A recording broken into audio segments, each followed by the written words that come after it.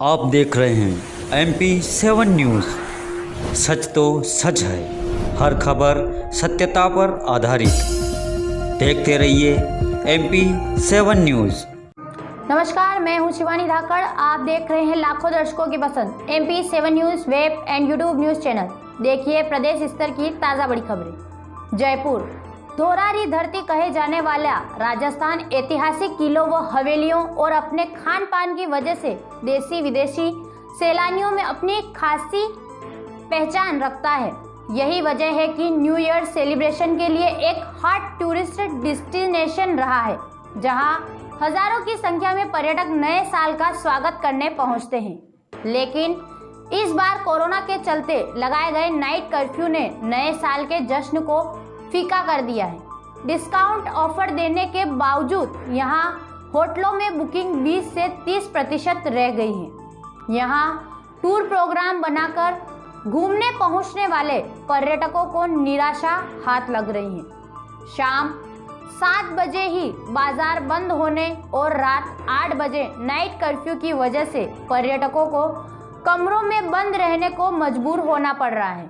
इससे 3 से 5 दिन का टूर बुक करवाकर राजस्थान आए पर्यटक महज 1 या 2 दिन घूमकर वापस लौट रहे हैं। वे अब अपने राज्यों में लोकल डेस्टिनेशन को अहमियत दे रहे हैं।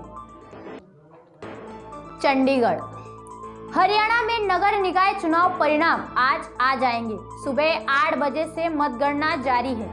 27 दिसंबर को चुनाव के लिए मतदान हुआ था।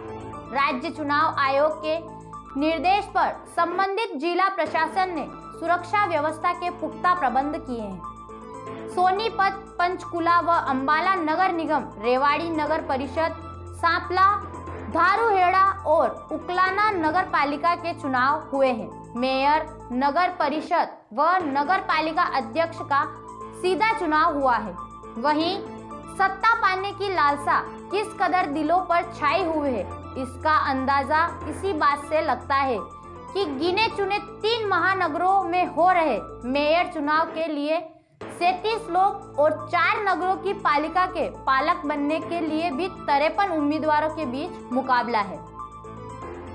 चित्रकूट उत्तर प्रदेश के चित्रकूट जिले के प्रसिद्धपुर गांव में मंगलवार रात कांग्रेस के पूर्व जिला अध्यक्ष अशोक पटेल और उनके भतीजे की पड़ोसी ने गोली मारकर हत्या कर दी। इसके बाद अशोक के परिवार वालों ने आरोपी के घर में आग लगा दी। फिलहाल हालात काबू में है, लेकिन तनाव बना हुआ है।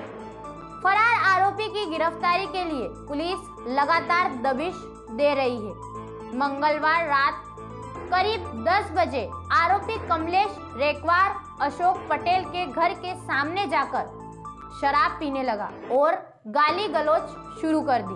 अशोक ने विरोध किया तो कमलेश लाइसेंसी बंदूक निकाल लाया और फायरिंग कर दी। हमले में अशोक और उनके भतीजे शुभम को गोली लगने से दोनों की मौके पर मौत हो गई। अशोक के घर वालों ने कमलेश के घर में तोड़फोड़ की और आग लगा दी। इससे 2 पड़ोसियों के घरों में भी आग लग गई और पूरे गांव में अफरा तफरी मच गई। बाद में फायर ब्रिगेड ने आग पर काबू पा लिया। पटना अरुणाचल प्रदेश की घटना के बाद विपक्ष की नजर भाजपा जदयू के रिश्तों पर है। राजद ने बुधवार को दूसरा दांव चल दिया है। राजद के वरिष्ठ नेता श्याम रजक ने दावा किया है कि सत्ता पक्ष के 17 विधायक हमारे संपर्क में हैं। वे यही चाहते हैं कि उन्हें राजद अपना ले। इससे पहले राजद ने नीतीश कुमार को महागठबंधन में आने का न्योता दिया था।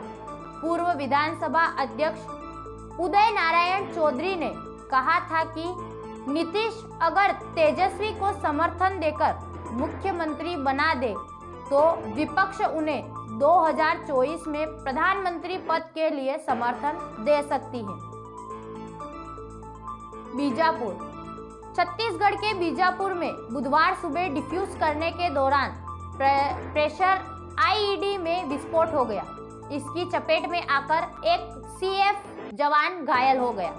उसे जिला अस्पताल में भर्ती कराया गया, जहां से रायपुर रेफर कर दिया गया। जवान सड़क सुरक्षा के लिए निकले थे। इसी दौरान विस्फोट बरामद हुआ था।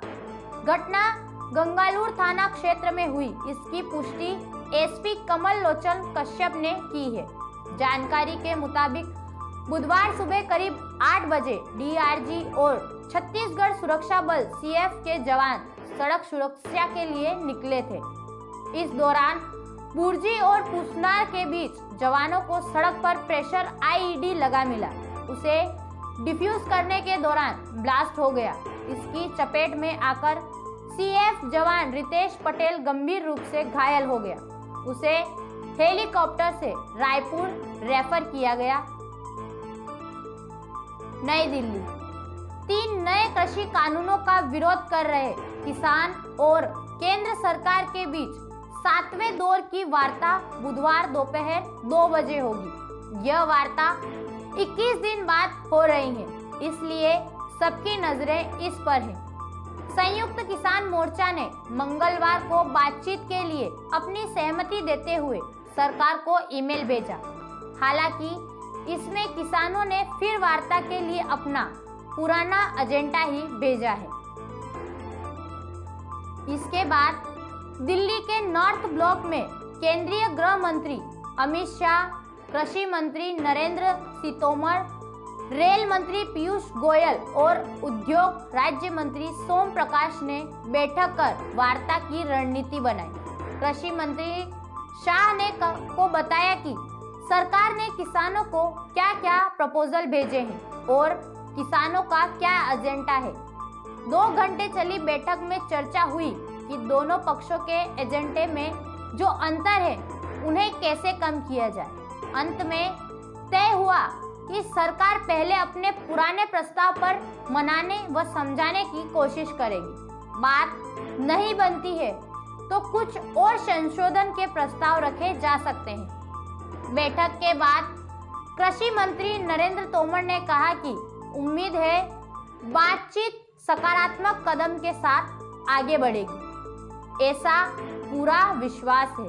उन्होंने किसानों से अपील की है कि खुले और साफ मन से बात करें, जिससे किसी नतीजे पर पहुंच सके। लगातार ताज़ा खबरों की अपडेट के लिए आप चैनल को सब्सक्राइब करें, लाइक करें और बेल आइकन को प्रेस जरूर करें। समाचार और विज्ञापन की जानकारी के लिए हमारे व्हाट्सएप नंबर 7869349141 पर संपर्क करें।